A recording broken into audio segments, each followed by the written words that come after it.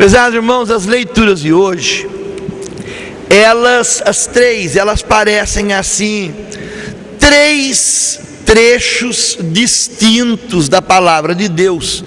Primeira, Deuteronômio, Moisés. A segunda, Paulo falando da vida a dois, da vida celibatária, da castidade.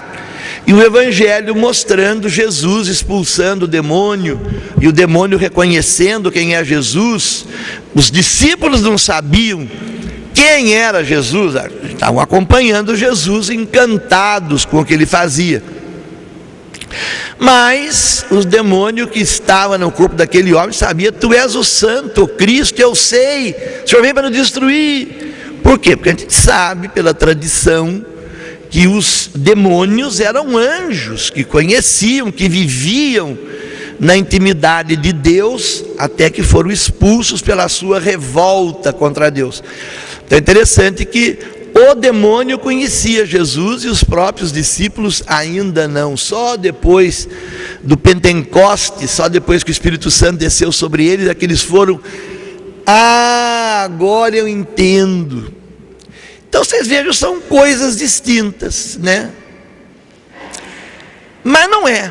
A gente olhando, a gente sabe. Primeiro de tudo, quando a liturgia da igreja coloca essas leituras juntas, e isso quase há 2000 anos, é porque tem alguma coisa em comum.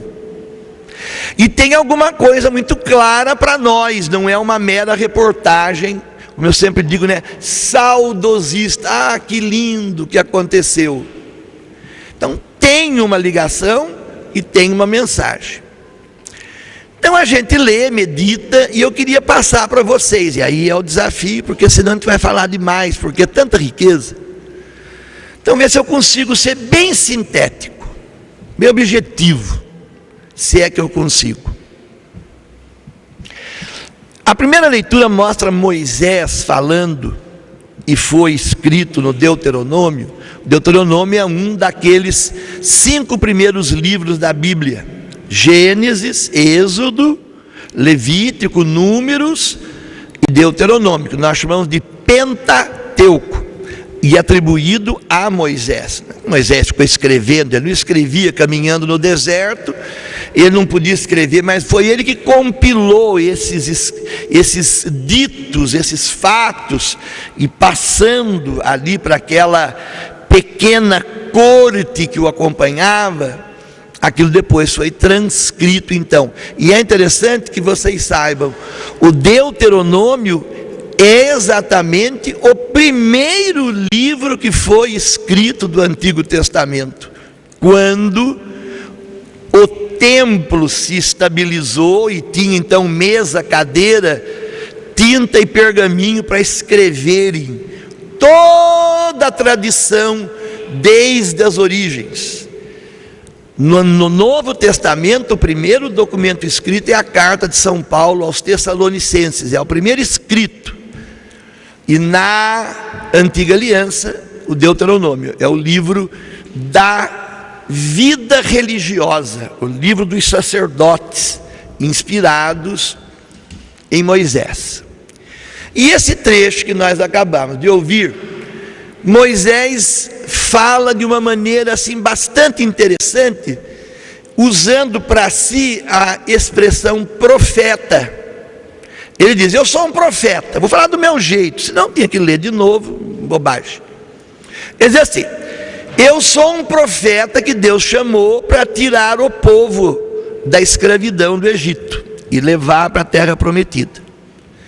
Mas depois de mim virá, até parece São João Batista falando, mas virá um profeta pleno e total, todo poderoso, o Santo de Deus, que vai tirar, não é o povo de Israel do Egito, vai tirar a humanidade do pecado e da morte, e vai levar, não para a terra prometida, mas vai para levar para a vida eterna. Então ele estava profetizando Jesus, e ele usou para Jesus a palavra profeta, e ele diz: e ele trará essa sua profecia para que todos dela bebam e assumam. Então nele todos seremos profetas. E ai daquele que distorcer a palavra de Deus, que não profetizar conforme ele ensinar. Terceira leitura, o Evangelho. Jesus, o profeta prometido e cantado por Moisés, entra na sinagoga em Cafarnaum. Cafarnaum é aquela cidade da Galileia onde morava São Pedro, e ali que ele estava vivendo. Jesus tinha como base agora a casa de Pedro, tanto que em várias citações do Novo Testamento ele chegou a dizer Cafarnaum, a cidade de Jesus, porque quem conheceu Jesus pregando não sabia que ele nasceu em Belém, não sabia que ele viveu em Nazaré. É o Jesus de Cafarnaum. Então Jesus vai à sinagoga num dia de sábado, encontra lá um homem endemoniado e ele sai desse homem, liberta aquele homem do demônio. Então você vê, Moisés libertou o povo de Israel da escravidão do Egito, e nesse exemplo pontual de milagre, nós vemos que Jesus liberta o ser humano do jugo do demônio, do jugo do pecado. Moisés trouxe um povo para a terra prometida, e quando Jesus faz esse milagre, a comunidade, a assembleia ali judaica diz: puxa, quem é esse homem que fala com autoridade? Não autoridade formal do templo, porque Jesus não era sacerdote, não era nada. Jesus era judeu, da casa de Judá, um cidadão civil, leigo, o carpinteiro. Mas no entanto ele, sacerdote da aliança maior, porque ele não é o sacerdote da antiga aliança. Isso fica bem claro. Jesus não é o sacerdote da antiga aliança. Os sacerdotes da antiga aliança eram da casa de Arão e Moisés, os levitas. Jesus era judeu, da tribo de Judá, mas ele entra na nova aliança como o único e sumo sacerdote,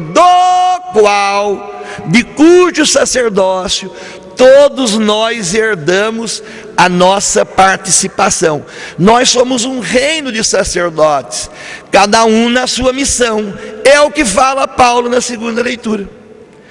Paulo escreveu essa carta aos Coríntios objetivamente para os coríntios, mas ela colocada aqui entre essas duas leituras, que fala de profecia, de missão, de libertação e de condução. Repito mais uma vez: Moisés, o profeta que liberta o povo de Israel da escravidão do Egito e o conduz para a terra prometida, para Israel, a terra que Deus dera a Abraão, Isaque e Jacó, e que eles perderam. Vocês sabem por quê? Porque migraram para o Egito em busca de pão e acabaram ficando e se escravizando, até que Moisés os leva de volta. E Jesus, que é o profeta do Pai, aquele que veio para libertar a humanidade do pecado e da morte e levar essa humanidade para a vida eterna. Então, no contexto desta missa, que esta leitura é colocada, Paulo fala assim uma coisa muito lógica, é óbvia. Não há nenhuma tendência, não há nenhuma ideologia, não há nenhuma distorção. Paulo fala claramente: o ideal seria que nós fôssemos livres para servir o Senhor. Então aquele que não é casado pode se dedicar ao Senhor. Não é melhor e nem pior do que aquele que casa. Agora, o que casa, ele tem responsabilidades. A mulher com o marido com a mulher, marido e mulher com os filhos. Quando nós vemos isso, nós entendemos perfeitamente que a missa, a liturgia de hoje, está querendo dizer que marido e mulher, dentro da casa, dentro do lar, são missionários chamados, são profetas chamados, são sacerdotes chamados para tirar a prole, tirar a união conjugal, tirar a família do jugo do pecado, dos demônios do dia a dia. e levar esse pequeno rebanho à felicidade da salvação que Jesus veio nos trazer. Então as leituras ficam muito claras e retilíneas. Então essa é a mensagem, que claro, nós temos a nossa missão de profetas do dia de hoje, mas vocês não são menos profetas do que aqueles que servem ou que pontificam no altar. Vocês vivem essa profecia na vida conjugal, na vida familiar. E isso é muito forte, muito forte. No próprio Moisés, pena que eu não me lembro de cor, mas um dia Moisés estava rezando no alto do monte e ficou se estendendo, e a comunidade, o povo de Israel ali no acampamento, vários dias sem Moisés, que liderava a vida do povo, eles começam a falar de Deus, da saída do Egito e da necessidade da perseverança, da unidade, e eles vão entrando como que num êxtase coletivo, e Josué, que era o braço direito do Moisés, sobe e diz: Moisés, para aí de falar com Deus, volta. O povo está em delírio, cantando e louvando o Senhor, exultando na palavra, vivendo, e eles não podem, eles são povo. Moisés olhou para Josué e disse: oxalá toda Israel profetizasse. E isso vale para nós, porque nós somos a nova Israel hoje. Aquela Israel passou pela água do vermelho, do mar vermelho, que se abriu. Nós somos a Israel hoje que passamos pela água do batismo. Nós fazemos parte do corpo de Cristo. Nós temos a divindade de Cristo em nós. Seja eu solteiro, dedicado ao ministério, sejam vocês casados, dedicados ao outro, concretamente na vida a dois. Deixará o homem seu pai e sua mãe, quer dizer, vamos traduzir para a linguagem de hoje, o ser humano deixará a sua família e se unirá à pessoa amada, e os dois vão formar uma só carne. O que Deus uniu, o homem não separe. Então a igreja bate pela terceira vez, pelo terceiro domingo, na segunda leitura, o valor da vida matrimonial, a santidade da vida a dois, a responsabilidade do sacerdócio conjugal. Oxalá todas as casas fossem templos, todas as mesas fossem altares. E aquilo que eu já disse 3 vezes nesses últimos dias, no domingo, Paulo no capítulo 12 da carta aos Romanos fala: já que vocês se amam, provem esse amor um pelo outro, oferecendo o próprio corpo, mas como se fosse uma hóstia, num verdadeiro culto espiritual. Portanto, cuidado, mudem sua maneira de pensar, para que não pensem como o mundo, mas vivam nessa realidade de povo que caminha para Deus. Então, quando a gente se conscientiza disso, e sente, porque a gente acredita, porque eu digo para vocês, é fácil falar para vocês que são batizados, que falar isso para o mundão, eles dão risada, você é louco, pai. Eu mesmo ri ali com o Paulinho, na hora que na segunda leitura, Paulo, coitado de Paulo, fala assim: como é bom não ser casado, porque a mulher que não tem marido, ela é santa e se dedica para as coisas de Deus. Uau! São Paulo, se viesse hoje, dizia: me degolem de novo já. Mas era para ser assim. O que está faltando não é assim, porque está faltando o quê? A nossa profecia. Nós assumirmos esse ministério profético de conscientizar a nossa juventude que um namoradinho, uma menina namoradinha, ela é profetisa, ele é profeta na vida. Vocês viram domingo passado, a neta trouxe a avó para fazer a primeira comunhão. Aquela menina assumiu o seu papel profético. Não é freira, não é padre, não é nada. Eu nem sei o nome dela, esqueci de perguntar. Mas ela preparou a avó. E quantas vezes você encontra um namorado que fala: vamos, eu vou com você. Principalmente as meninas que dizem: vamos comigo.